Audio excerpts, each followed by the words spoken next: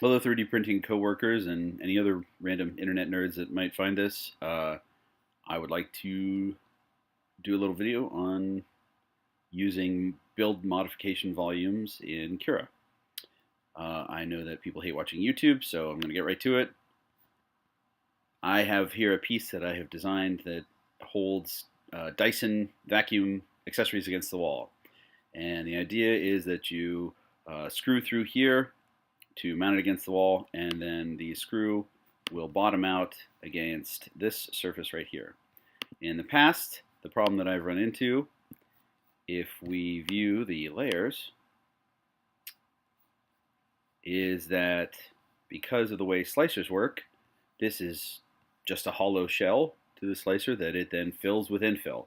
And I've selected 30%, which is a pretty decent compromise between strength and speed of print and economy of consumed filament.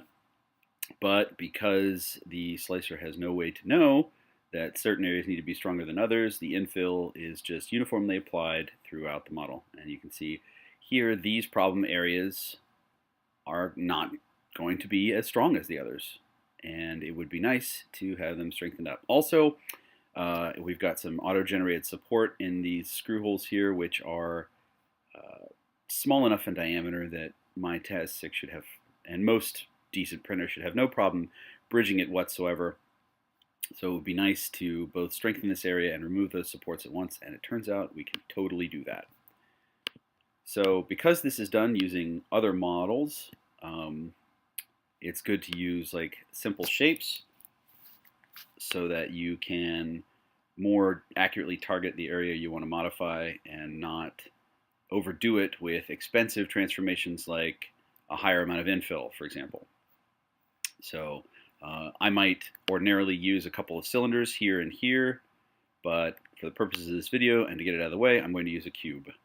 You can find cube STLs anywhere, but there's a pretty decent Thingiverse page with several simple shapes like this: cubes, cylinders, cones, spheres, that I'll put in the description. So let's drop our cube in, and there it is magically.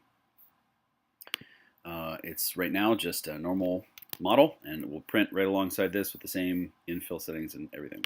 So what we want is to select per model settings, right? Now in Lulzbot Cura, there's several different options here. I believe it's a little bit more generic in the regular Cura, but what we want is modify settings for overlap with other models, which means that wherever this touches, wherever this overlaps our model, it'll modify its settings. We're not done yet, though. We need to select which settings we want to modify. In our case, we want infill, infill density, and infill pattern. Why not? And also, we want generate supports. So now, this model modifies these settings in anything it touches. So let's select 100% infill, and not that it matters, but we'll select grid and not to generate support. Then it is a matter of moving it into position, and if I am lucky, Cura has smiled upon me and will not get all weird when it comes to scaling the axis movement. So far, so good. Let's get it roughly centered, mainly because we're going to have to scale it to cut down on the amount of overlap, and Cura tends to scale things around the center of the object. So that looks pretty good. And X-ray view can really help tremendously here. Now we can see exactly where we overlap, or don't in this case. Let's scoot it in there. We only want to strengthen this area, and we only want to remove the support in this area. We don't want too much support removed from these larger diameter sections because they need it, right? So we need to extend it up and down just a little bit.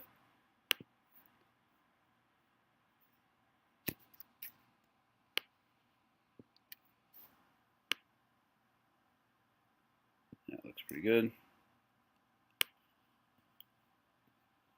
Not quite at all.